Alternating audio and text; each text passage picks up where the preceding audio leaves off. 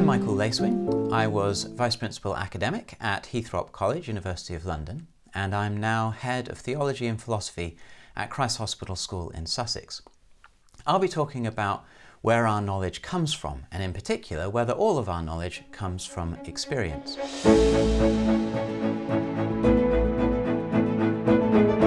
Now, the view that it does is probably associated most with science and is very popularly held today. After all, science uses our experience in order to discover the facts which it discovers about the world. And the interest of this question is if that's the only way that we can know about the world. Does all of our knowledge of the world depend upon our experience of it? Or do we have other ways of knowing about the world? The view that, in fact, all our knowledge does come from sense experience is associated with the philosophical school of the British empiricists, writing in the 17th and 18th centuries at the rise of the scientific revolution. So John Locke, George Berkeley and David Hume all argued that all our knowledge does indeed derive from our experience.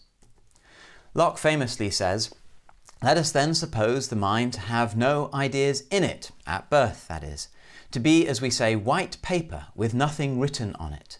This is his famous tabula rasa, or blank slate theory of the mind. He goes on, "All the materials of reason and knowledge are acquired from experience." Opposing this view is the view that we have innate knowledge, knowledge which has not been gained from sense experience, but is somehow built into the structure of the mind. As Locke describes it, innate knowledge involves notions, ideas, stamped upon the mind of man, which the soul receives in its very first being and brings into the world with it.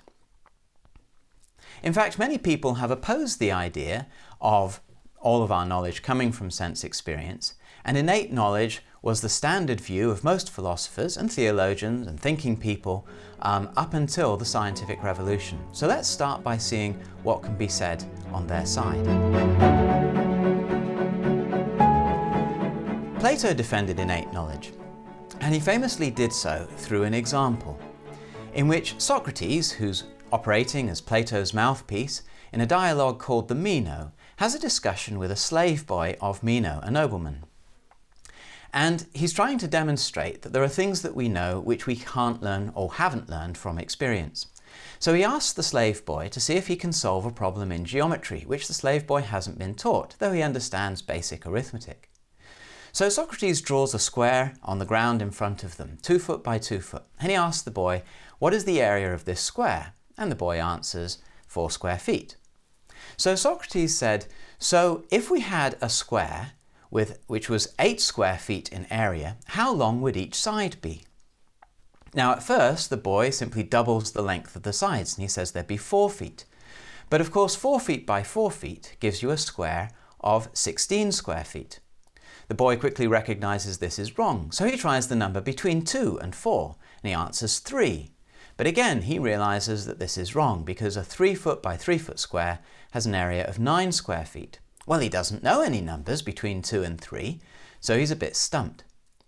Socrates then scrawls a bit more on the ground in front, drawing 3 more squares, each 2 foot by 2 foot, adjoining the first square, forming one large square of 4 foot by 4 foot, divided into 4 quadrants. He then draws a diagonal line across the original square, and he asks the slave boy, "Each of these triangles in this original square, what's the area within them?" And the boy easily identifies that it would be 2 square feet, half the size of the original square. Socrates then draws 3 more diagonals, together enclosing a diamond space in the middle of the larger square. So he asks the boy, "So 4 of these triangles, each of 2 square feet, would give you how many square feet?" And the boy realises that this indeed is a square with an area of 8 square feet. So the length of a side of a square with 8 square feet is equal to the diagonal of the square which was 2 foot by 2 foot. So Plato's point in using this example is to say that because the slave boy was only asked questions by Socrates, the knowledge which he gained was not gained from his experience. It was not taught to him by Socrates. And this is the most important argument for innate knowledge. The argument is that we have innate knowledge because we have knowledge which we cannot have learned from experience. And this is precisely what the example of the slave boy's discovery is supposed to show. Now, as I said earlier, the view that there was innate knowledge was popular from the time of Plato's writing until Locke challenged this view in the 17th century.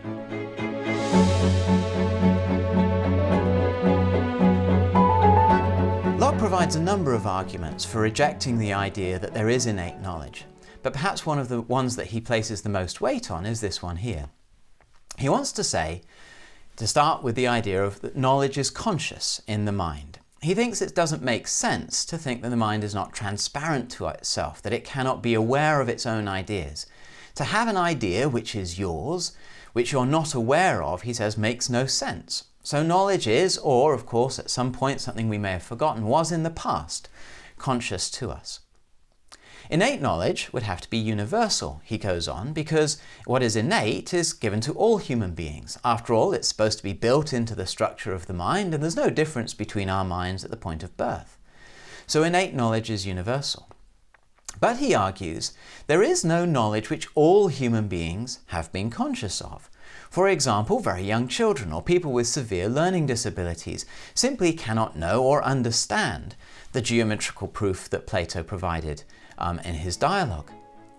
So because there's no knowledge which all human beings have been conscious of, and that's precisely what innate knowledge would have to be, this shows that there can be no innate knowledge.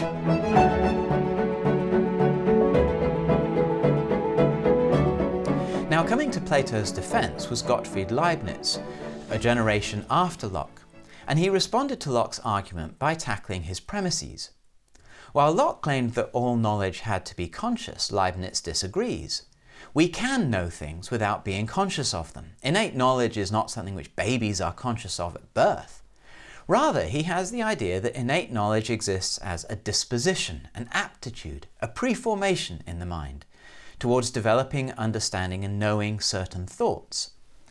So it's like our minds are on a track to see the truth of certain thoughts when they occur to them. And that's the form that innate knowledge takes while it is unconscious. He gives us the metaphor of a block of marble. Think of the mind as a block of marble, and inside that block of marble there are veins running through the marble. They're already there, but we can't see them. Instead, they can be revealed by the sculptor, here playing the role of experience. So as the mind interacts with experience, the veins of marble, which were already within that block of marble, come to be revealed. And so they come onto the surface of the block of marble, which is consciousness. And this is what happens with innate knowledge. We discover the innate knowledge within our minds as a product of the interaction of the mind with the experience. But the innate knowledge was there all along. Well, it's an illuminating metaphor, but why think that it's true? Leibniz offers us two arguments. The first argument is that we need certain innate knowledge in order to be able to learn from experience. That without knowing some truths of logic already, in an unconscious way, there's no way we could learn from our sense experience.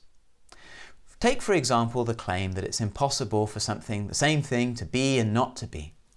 Now, you can take this to mean either that something can't both exist and not exist at one and the same time, or that it can't have a certain property and lack that very property. For example, a ball that's black cannot also at the same time be not black. Things which are not black are not black, and things which are black cannot at the same time be not black. They are opposites, and they can't be both at once. A ball which is a sphere can't be a cube, because to be a sphere and not a sphere, which is what a cube is, can't happen at the same time. So here's a very fundamental principle of logic. Now, we couldn't learn the meaning of the term black if we thought that we could apply it both to things which are black and to things which are not black. And so our being able to label something as black depends on our understanding that black things cannot be not black at the same time, and not black things cannot be black. And the same with any other pair of properties. Leibniz's second argument is that there are certain truths which we simply cannot learn from experience. And here he's echoing Plato's original argument. So our sense experience tells us how things are, but not how things have to be. When you look out of your window, you might see a tree and a lawn or a bit of hedge.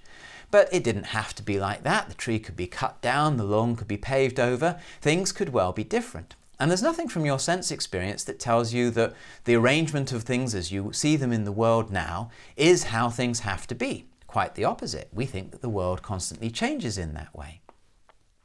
Secondly, when you look at the world, what you experience is something individual. It's how things happen to be at this moment, this particular tree, this particular lawn. You can't form a strictly general truth from that.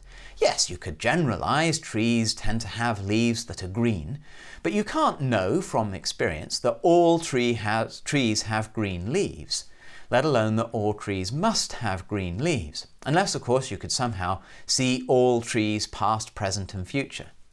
But still, the possibility of an exception, some trees might have red leaves, and indeed they do, nevertheless remains a possibility for all sense experience knows.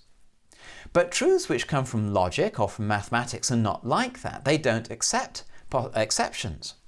So for example, 2 + 2 is 4 is not a generalization from our experiences of putting two objects and two objects together and getting 4. Rather, 2 + 2 is always 4 and it must be 4. It's a different kind of truth. It's called a necessary truth. So from these premises, Leibniz argues that necessary truths cannot be known from sense experience. So if they can't be known from experience, they must have a different origin. And he goes on to argue that we discover such truths of logic and mathematics by reflecting upon what is already in our minds, those veins running through the marble.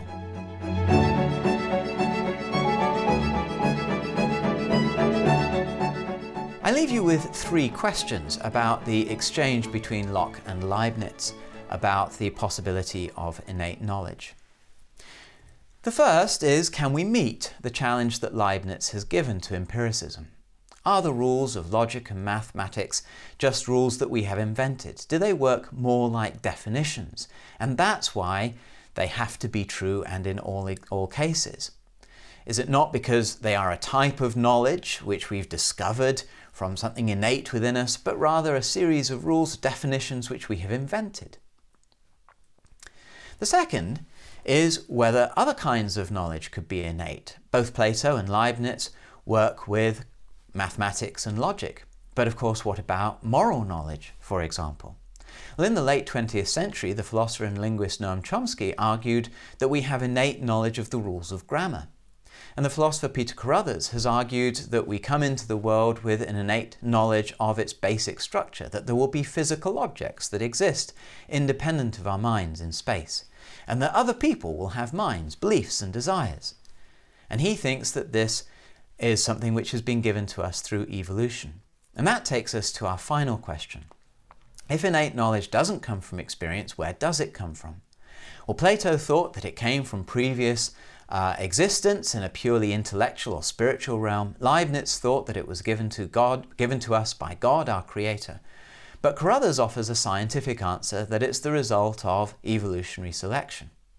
And so science, which initially seemed to support the view that all of our knowledge comes from sense experience, has in the last 40 or 50 years come more and more to support the view that in fact we do have innate knowledge after all.